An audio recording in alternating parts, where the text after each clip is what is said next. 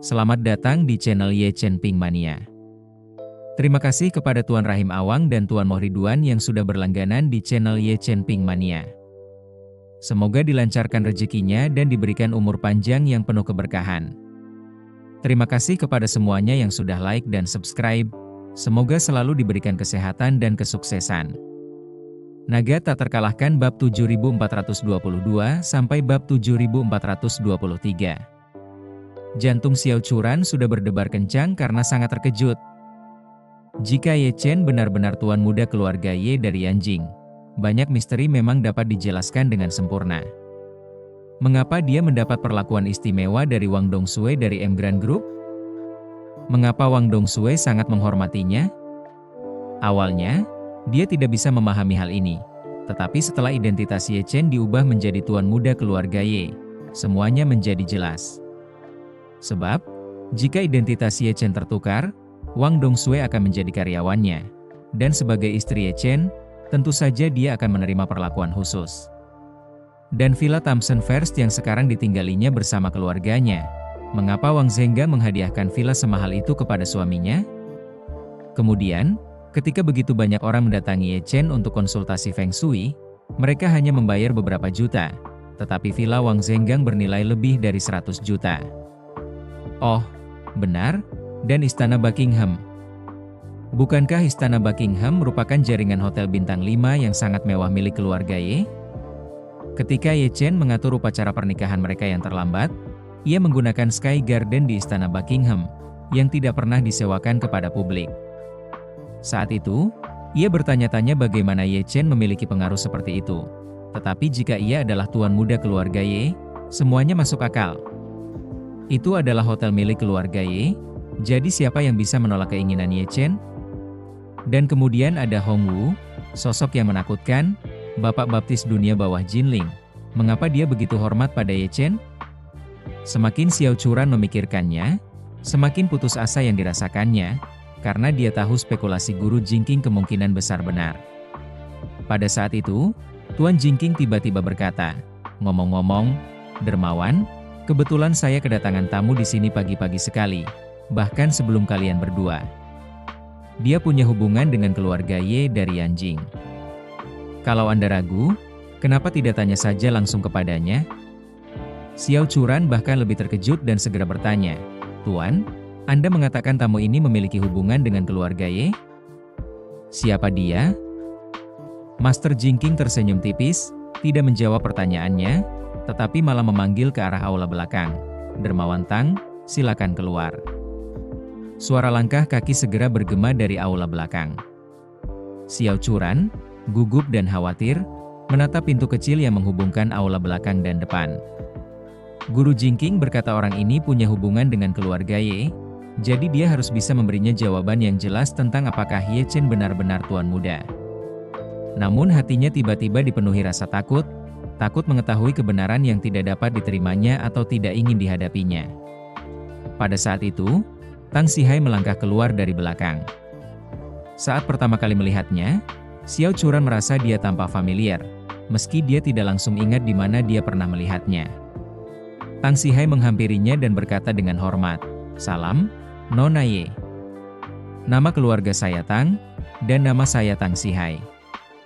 Selama puluhan tahun, saya menjabat sebagai kepala pengurus keluarga Ye, mengelola banyak urusan internal dan berbagai hal lainnya." "Tang Sihai," Xiao Churan mendesah dalam hati, "aku mengenalmu. Aku pernah melihat laporan tentangmu di TV sebelumnya." Tang Sihai bertanya dengan heran, "Bagaimana mungkin Nona Ye melihat laporanku? Aku jarang memberikan wawancara media dalam beberapa tahun terakhir." Xiao Churan menjawab dengan jujur, "Ketika kakekku masih hidup, dia tampak sangat tertarik dengan keluarga Ye. Dia akan menonton laporan apapun tentang mereka, dan aku melihat beberapa berita terkait karena dia." Tang Sihai bertanya dengan rasa ingin tahu, "Pada saat itu, apakah kamu sudah bertemu dengan suamimu?" "Ya," Xiao Churan mengangguk, berkata, "Ye Chen pertama kali bekerja di lokasi konstruksi milik kakekku.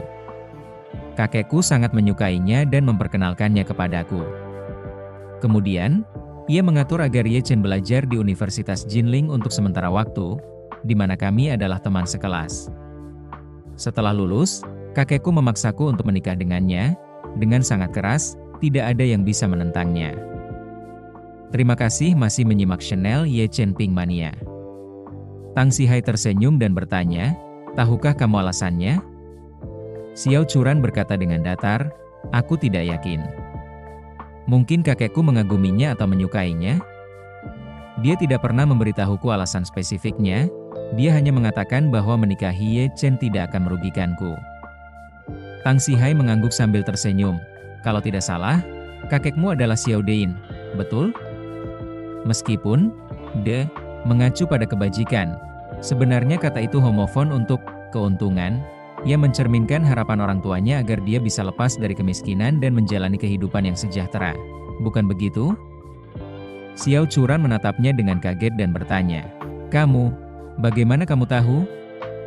Tang Sihai tersenyum tipis, tidak menjawab pertanyaannya, tetapi malah bertanya, apakah kamu tahu apa pekerjaan kakekmu ketika dia masih muda?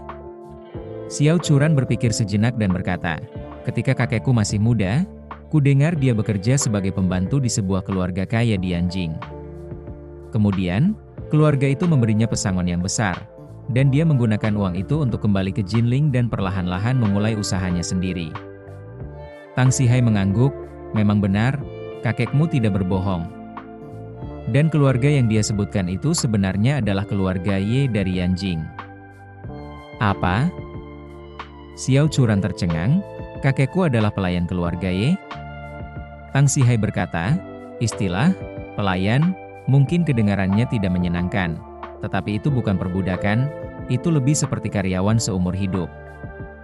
Dia tersenyum dan menambahkan, tapi kau benar, kakekmu memang seorang pelayan keluarga Ye. Xiao Churan merasakan napasnya semakin cepat dan bertanya pada Tang Sihai, lalu, apakah itu berarti Ye Chen benar-benar tuan muda keluarga Ye? Apakah kakekku? Apakah dia mengenali identitas Ye Chen dan itulah sebabnya dia bersikeras agar aku menikah dengannya? Tang Sihai mengangguk dengan sungguh-sungguh, berkata, benar. Suamimu, Ye Chen, memang tuan muda keluarga Ye. Ayahnya adalah tuan muda kedua keluarga Ye, Ye Changing, dan ibunya adalah An Chengqi dari keluarga An Amerika. Apa? Itu benar-benar nyata? Xiao Churan merasa dunianya berputar. Dia telah menikah dengan Ye Chen begitu lama, tetapi dia harus mengetahui identitas aslinya dari orang lain. Air mata langsung mengalir di wajahnya saat dia tersedak. Tapi, mengapa dia tidak memberitahuku? Tidak peduli apa identitasnya, dia seharusnya mengatakan yang sebenarnya. Tang Sihai menggelengkan kepalanya dan berkata, dia tidak bisa memberitahumu. Dia lalu bertanya kepadanya, tahukah kamu mengapa tuan muda tinggal di panti asuhan selama 10 tahun? Kenapa? Xiao Churan bingung, jika dia tuan muda keluarga Ye, mereka pasti punya cara untuk memberinya kehidupan terbaik. Kenapa meninggalkannya di panti asuhan begitu lama? Tang Sihai berkata dengan sungguh-sungguh, karena tuan muda menyimpan dendam yang dalam dan menghadapi ancaman yang mematikan. Ia melanjutkan dengan penuh semangat, orang tua tuan muda adalah kebanggaan rakyat Tiongkok, naga di antara manusia. Saat itu, mereka menyinggung organisasi yang sangat kuno dan jahat, organisasi dengan sejarah lebih dari 300 tahun, dengan pengaruh yang menyebar ke seluruh dunia. Orang tuanya tewas di tangan mereka. Dan mereka selalu ingin melenyapkannya sepenuhnya, membunuh tuan muda juga. Untungnya, ayahnya telah mengambil tindakan pencegahan. Ia tahu bahwa ia akhirnya akan mati di tangan musuh-musuhnya, jadi ia mengatur rute pelarian yang tepat bagi tuan muda itu. Itulah 10 tahun yang dihabiskannya di panti asuhan. Selama 10 tahun itu, organisasi jahat itu tanpa lelah mencari keberadaan tuan muda, tetapi mereka tidak pernah membayangkan bahwa dia masih di Jinling, tinggal di kota tempat orang tuanya dibunuh. Ayah tuan muda pernah berkata bahwa tempat yang paling berbahaya seringkali merupakan tempat yang paling aman.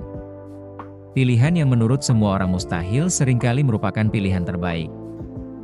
Bersambung.